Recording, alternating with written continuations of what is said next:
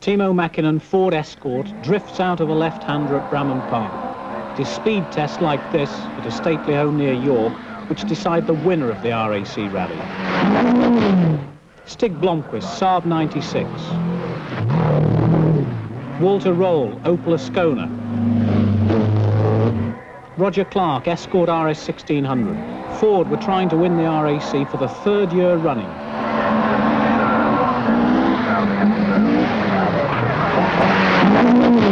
Sandro Manari and the Stratos, Lancia's new mid-engine coupe, on its first visit to Britain.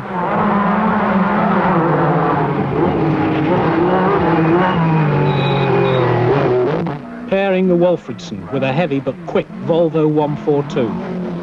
Rauno Aaltonen, another of the famous Finns.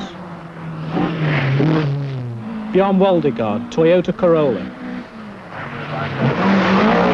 Hannu Mikkola, Ford, was fastest on this first special stage at Bramham. 2 minutes 23 seconds for the 2.5 miles, well over a mile a minute. Simo Lampinen driving another Lancia new to this country, the Beta Coupe. Chris Slater spearheading the Datsun Works team.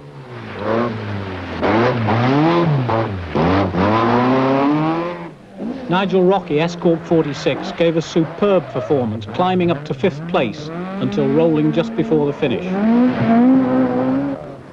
Brian Evans in a Porsche Carrera tries a bit too hard and comes unstuck right in front of the gates of Bramham Park. Despite the new increase in petrol prices, 2 million spectators turned out to watch the RAC. On the Saturday it started, they outnumbered football crowds many times over. Car manufacturers from 18 nations entered, and with good reason.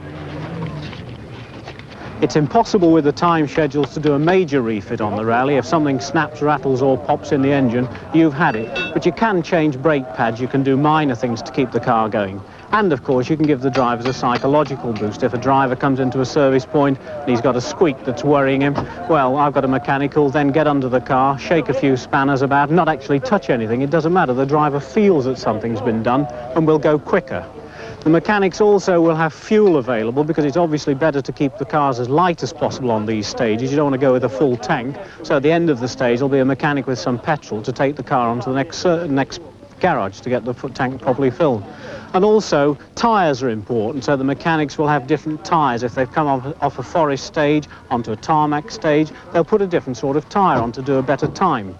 And having looked after the car, of course, they'll look after the drivers. They'll normally have food, coffee, something to drink, something to eat. The works mechanics have always got a running battle because if they lay out a banquet, the first driver that arrives will scoff the lot and leave nothing for anyone else. Norman Masters, who's something of a character, one of the mechanics, he's tried to catch Roger Clark by putting out a plate of dog biscuits for him to eat.